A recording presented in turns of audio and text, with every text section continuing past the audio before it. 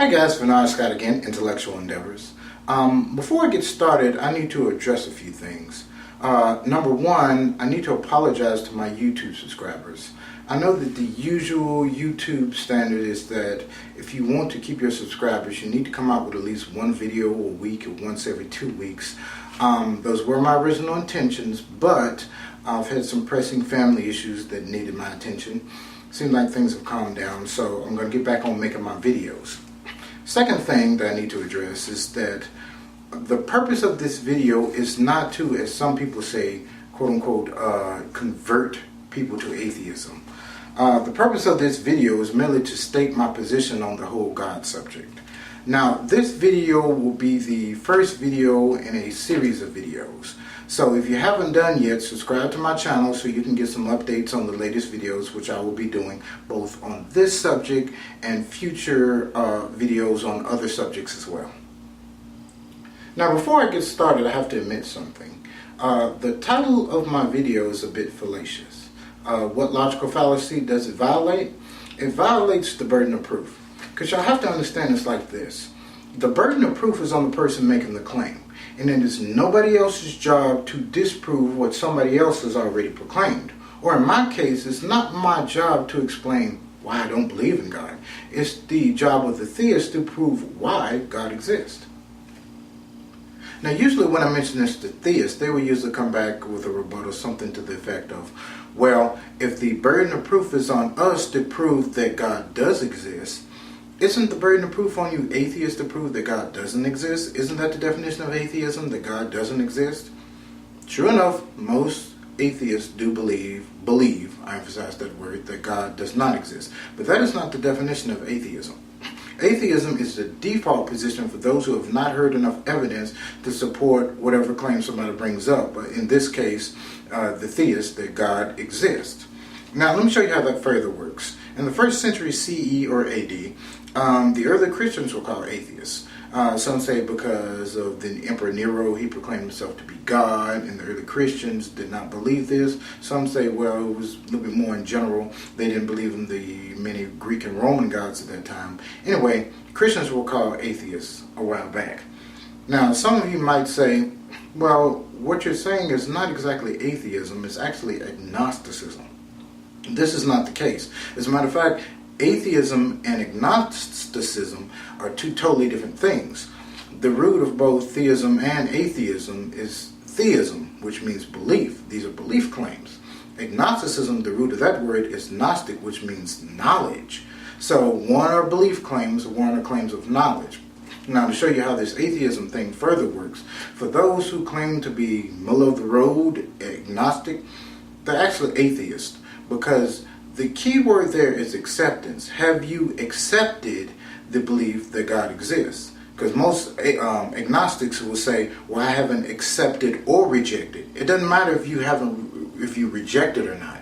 Have you accepted the claim that God exists? If you say no, then that means that you are an atheist. It doesn't mean that you can't accept it in the future. As of right now, do you accept the fact that God exists?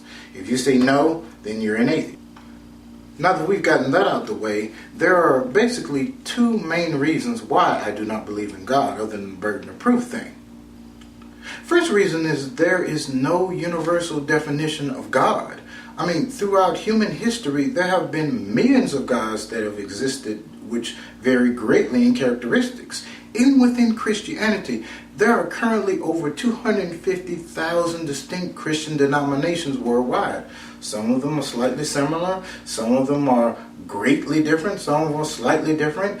Even their take on God. I mean, what is God like? What is he doesn't like? What does he accept? What he doesn't accept? What is the nature of him? What does he look like? Does he have a form or whatever? Varies greatly even within Christianity.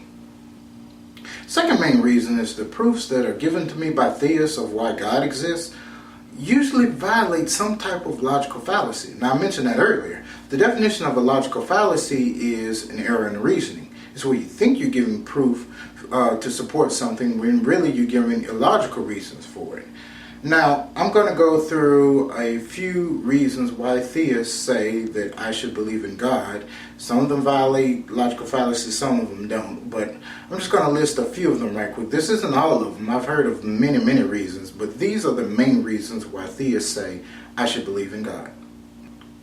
Now, the first claim that theists give me as to why I should believe in God usually violates what's called the circular logic fallacy.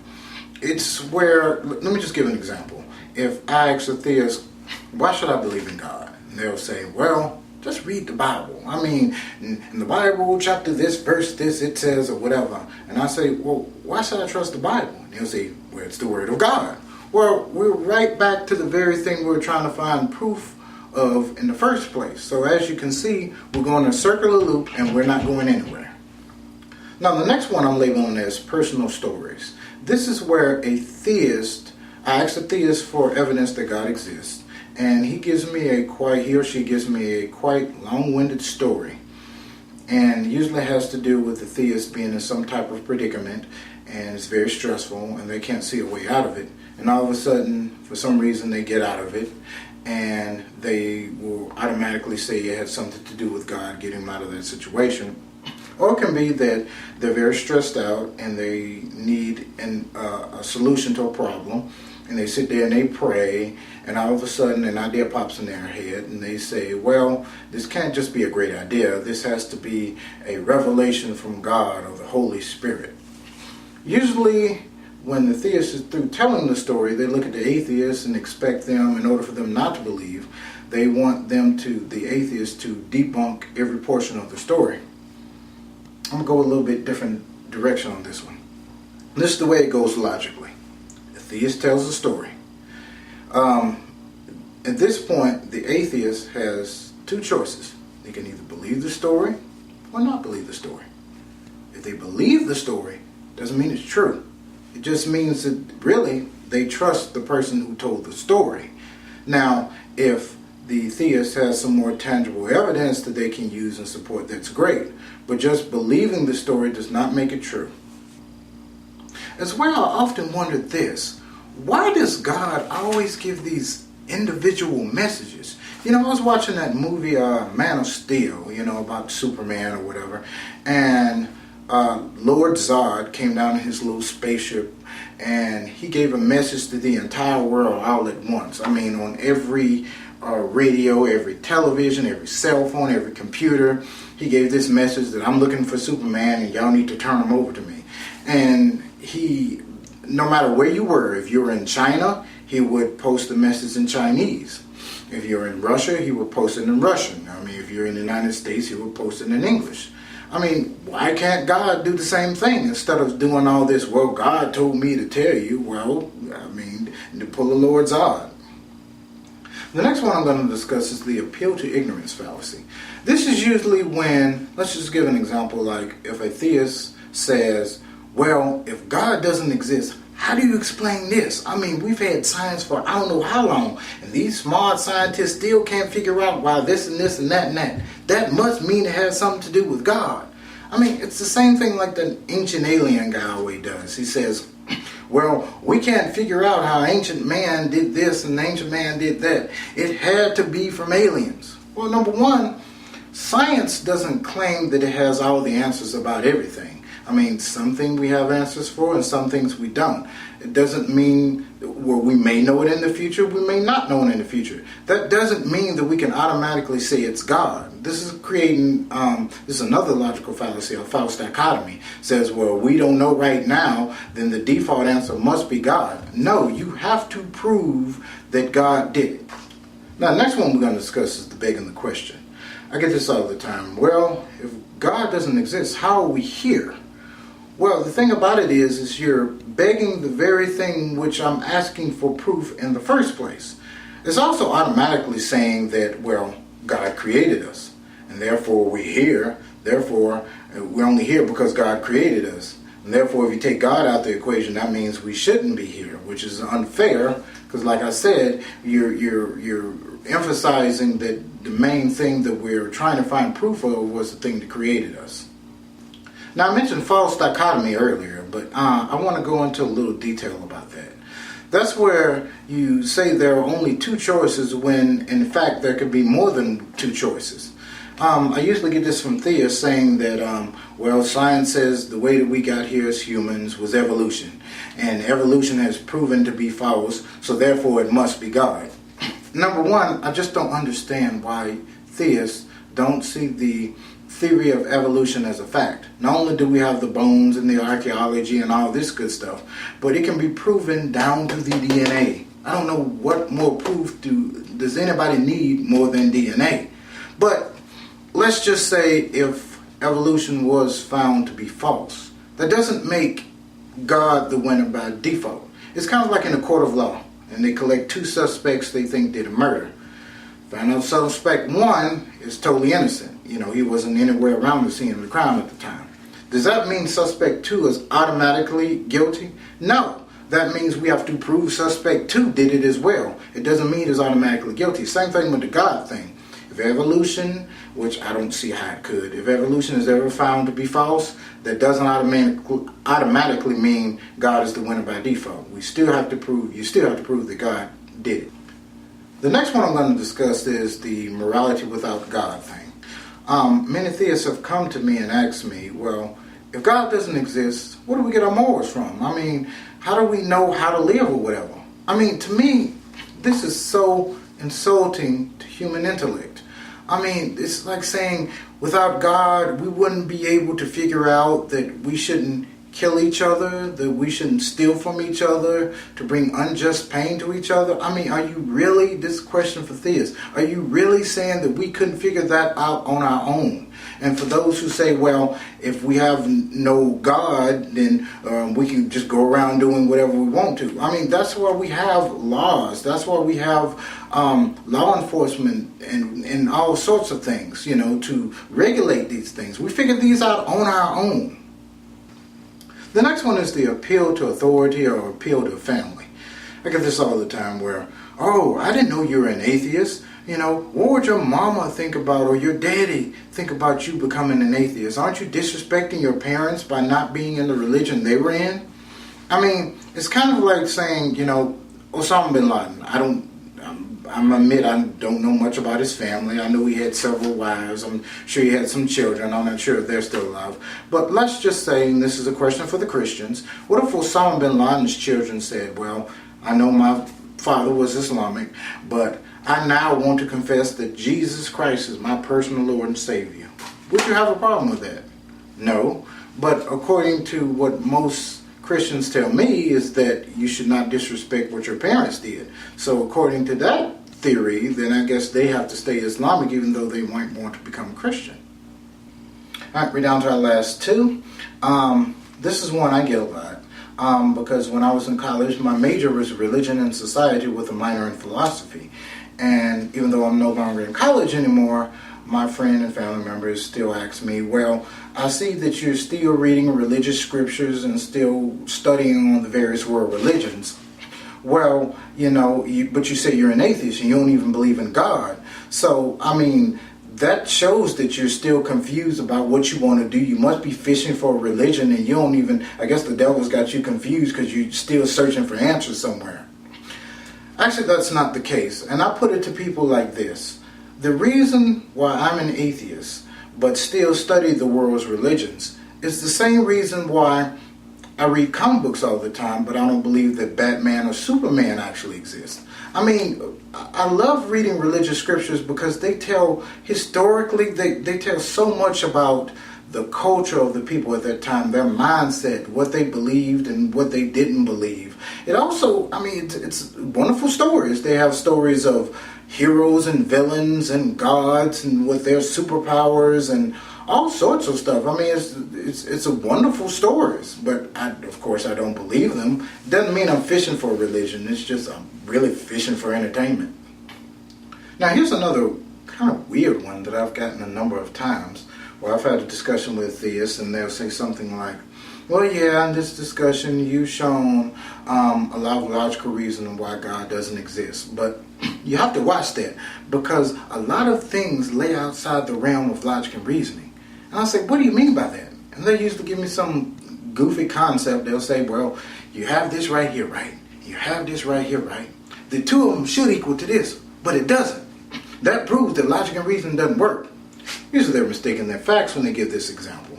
But the thing about it is that they're using logic and reasoning to prove that logic and reasoning doesn't work. And shouldn't that cancel each other out? I mean, and the other thing about this is that once you throw out the concept of logic and reasoning, what you're doing is you're kind of opening the floodgate to that everything might be true. Let's just say if you have a Christian and he or she is debating with a Scientologist, and I was like, well, are you going to accept Scientology? And I was like, no, it doesn't make sense, and this isn't logically sound. I was like, well, Scientologists can use the same excuse. Some things lay outside the realm of logic and reasoning, so you might be in the wrong religion if you're using that concept. Now, the last one I'm going to discuss usually comes when I think that the conversation is over about whether God exists or not, and I'm shaking his or her hand and it's like, this is a good discussion today. Yeah, I had a good time. Yeah, bye. Yes, I'll see you later. And then they usually stop me like, whoa, before you go, I know you're finna leave, and I'm gonna let you go, but I just want you to think about this. I don't want you to say nothing. I just want you to think about it now, because it's real important. Think about it while you're in the shower or something. It's real important now. What if you're wrong? Then I ask them, what do you mean by that?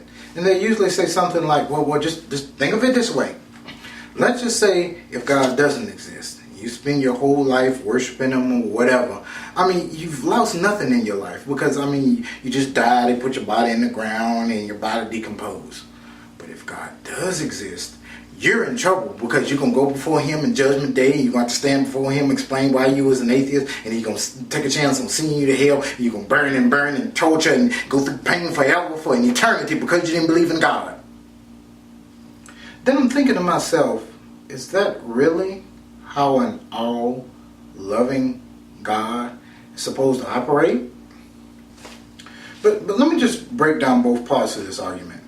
The first part, they said that if you believe in God and he doesn't exist, you've lost nothing. Actually, you lost more, because if God doesn't exist, there are some religions and some belief systems that say there's an afterlife. So, some of them say reincarnation. You might have multiple lives. But if God doesn't exist, then this is it. This is the only life you have. So you need to make the best of what you can out of this one life. Secondly, if God doesn't exist, think about all the stressful things you do because of religion. And I know the practices are different from religion to religion. Would you go to a special place of worship, feel a requirement to go to a special place of worship once a week when you have the day off early in the morning? Would you give all this money to this place of worship that says it's a requirement? Would you do, certain religions require you to pray a certain way and certain times a day? They require you to do this or that or that. Or, let's just say if you have a homosexual couple who really love each other and want to get married, but they think they can't because God will punish them or something like that. There are a lot of things that would change if God didn't exist. And like I said, this is the only life that you would have if God didn't exist. So yes, you have lost a lot. As a matter of fact, a lot more if God doesn't exist. Now, let's look at the second part of the argument. It says that if God does exist and you spend your whole life being an atheist, you're in trouble because you're taking a chance on going to hell and all of this stuff. Now, you got to understand that not every religion believes the same way. Even within Christianity, you have certain Christians that believe that and certain Christians that don't believe that. But let's just say, using Christianity for example, because most people I know are Christian. Let's just say that was true. All Christians say you have to believe or you're going to go to hell. This is what's called a scare tactic fallacy. This is where you try to scare somebody into believing something without just proof. Now, if we're going to play this game, there are more religions than Christianity that have this scare tactic fallacy. You have the ancient Egyptians who had the Book of the Dead and said that you're going to go through certain trials and tribulations in the afterlife. And you have to read this Egyptian Book of the Dead to survive this crazy afterlife. The Tibetan Book of the Dead says the same thing. Now, there are some people who have did this near-death experience, died and came back and said that they did have to go through these trials and tribulations, and it's a good thing that they studied the Tibetan Book of the Dead. Now, if you're a Christian, would you say that you wouldn't read these scriptures? Well, according to that logic, you would be taking a chance on going to the Egyptian hell, or you need to read the Tibetan Book of the Dead because you might take a chance on going to the Tibetan hell. A more earthly example. What if somebody, let's just say a neighbor or something, runs up in your house and says that, oh, the government's creating a new virus and they're trying to regulate population control. But I already know the cure for this virus. You know, it's going to take a lot of money. I have to buy some ingredients and it's going to be about $10,000. I know it's a lot, but you can't put a price on the health of you and your children. Now, let's just say if this person was honest, would you give them the money for it? No, you wouldn't. I mean, according to the scare tactic, you'd have to because, I mean, what if you're wrong? Alright guys, I'm going to end the discussion here for today. Like I said, this is just part 1. Part 2 should be ready in about a week, 2 weeks. I'm going to be a little bit more frequent than I have in the past. If you'd like to leave a comment, please do so in the section below. Theist, if you have any other things which you consider proofs that I missed, feel free to leave them in the comment section. Make sure you guys subscribe to my channel because I have a lot of videos coming out, not just on discussing religion, the existence of God, but about different other subjects. You can check out my YouTube page and see what we talked about so far. We can either expand on those things or talk about something new. Anyway, thank you guys for watching.